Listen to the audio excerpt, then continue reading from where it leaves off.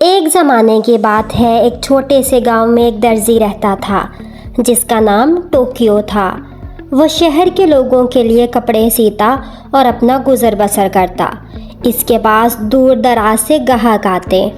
एक दिन टोक्यो अपने कमरे में बैठा कपड़े सिलाई कर रहा था कि उसके पास शहद की मक्खियाँ आकर भिन भिनाने लगीं। इसने इन्हें वहाँ से हटाने की बेहद कोशिश की। क्या है? चली जाओ, क्यों तंग कर रही हो मुझे? अरे मुझे काम करने दो। शू शू शू। माना मैं शहद की तरह मीठा हूँ, पर मेरी जान छोड़ दो। शोर की आवाज़ से शहद की मक्खियाँ डरकर भाग जाती हैं। अरे वाह, मैंने 8 मक्खियों को भगा दिया। मेरी तो दहशत ही बहुत है। अरे मैं हूँ भी तो बहुत बहादुर ना, पर यह बात तो किसी को मालूम ही नहीं है। चलो सारे जहान को खबर करते हैं कि मैं कितना बहादुर हूँ। उसके कमरे में रोटी का गीला टुकड़ा पड़ा था। इसने वो उठाया, अपने बैग में डाला और निकल पड़ा दुनिया को अपनी बहादुरी का किस्सा सुनाने। जब वो सफ़र कर रहा था, उसने रास्ते में जंगल से गुजरते हुए एक तोते को झाड़ी में फंसे हुए देखा। मुझे इसकी मदद करनी चाहिए। हो सकता है कल को मेरे लिए फायदेमंद साबित हो। इसने झाड़ी में फंसे हुए तोते को निकाला और अपने बैग में डाल लिया। आगे को चल पड़ा। रास्ते में उसे एक पहाड़ दिखाई दिया। वो थक चुका था। इसने सोचा क्यों ना कुछ देर आराम किया जाए। ये पत्थर अच्छा रहेगा। इस पर सर रख कर कुछ न कुछ देर आराम कर लिया जाए।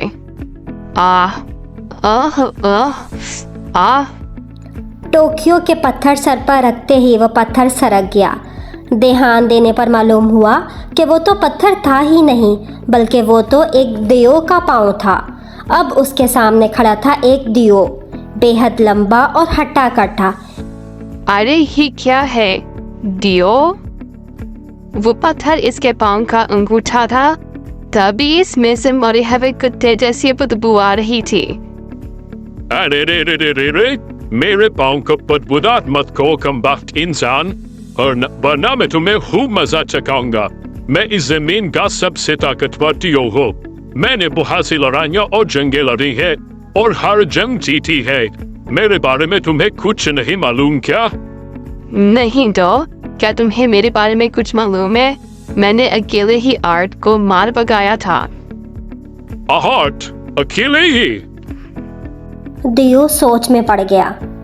आर्ट आदमी या आर्ट दियो? फिर आर्ट शहद की मक्खियाँ?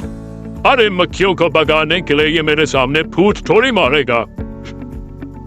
ठीक है, फिर हम दोनों अपनी अपनी ताकत का मुकाबला करते हैं और देखते हैं फिर कि कौन जीतता है। ये कहते ही दियो ने एक पत्थर उठाया, उसे दबाया। वो पत्थर टूटकर मट्टी हो गया। अरे क्या बस इतना ही? मैं तो एक पत्थर को पानी में बदल सकता हूँ।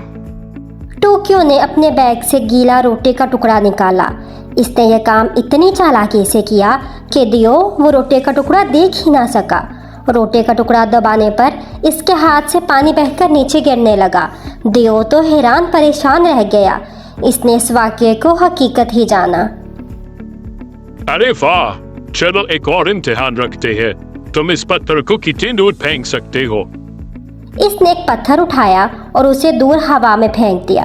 वो काफी दूरी पर जाकर जोरदार आवाज के साथ गिर गया।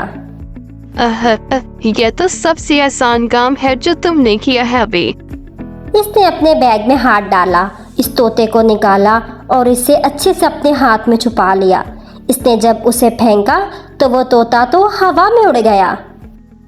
तुमने ये कैसे किया? मेरा पत्थर जमीन पर गिरा और तुम्हारा हवा में? अरे मैंने इसे बहुत तरीके से फेंका था। बस यही मतलब है कि तुम मुझसे कमजोर हो और मैं तुमसे कहीं ज्यादा ताकतवर। तुम तो वाकई बहुत ही बहादुर मालूम होते हो। मैं तुम्हारी बहादुरी से बहुत मुतासिर हुआ हूँ। चलो आओ मेरे घर पर, आज रात तुम्हें खाने की दावत है। दियो अपने से ज्यादा किसी के बहादुरी देख ही नहीं सकता था। इसने दिल ही दिल में टोक्यो को जान से मार डालने का प्लान बना लिया। हाँ ठीक है, चलो चलते हैं।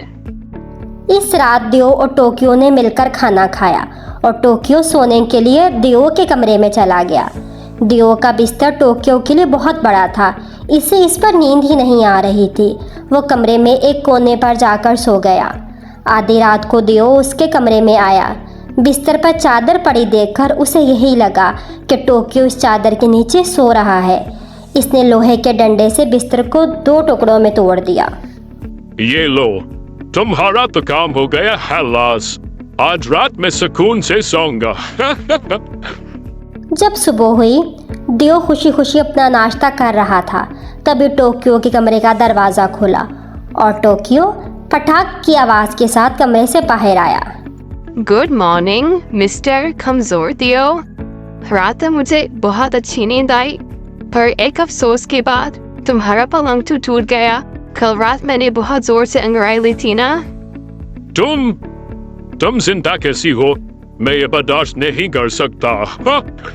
दियो बड़ा खौफजदा हो गया और डर के मारे कार से भाग निकला और फिर कभी कहीं दिखाई ना दिया।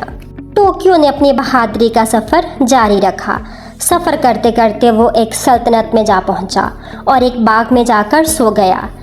वहां मौजूद एक पहरेदार ने इसे देखा तो पूछा, कौन हो तुम और तुम्हारी हिम्मत कैसी हुई अजीम बादशाह के महल में दाखिल होने की? अपने इस अजीम बादशाह को जाकर कहो कि इस अजीम टोक्यो ने अकेले ही आर्ट को मार गिराया था।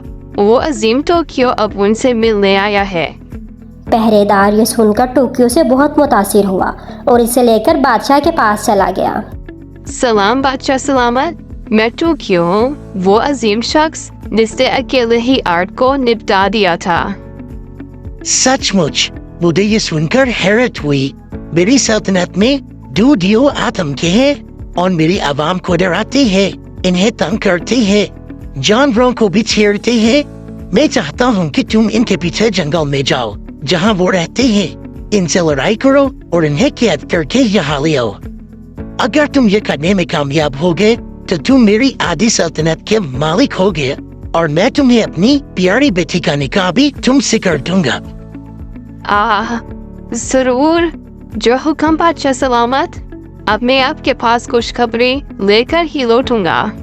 इस अजीम टोक्यो के लिए सिपाहियों की एक फौज तैयार की जाए।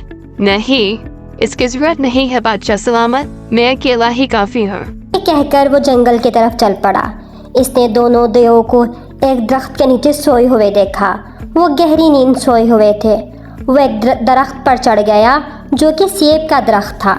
इसने कुछ सेब तोड़े और एक सेब सोए हुए दियो पर फेंक दिया। वो सेब दियो के सर पर जाकर लगा और वो जाग गया।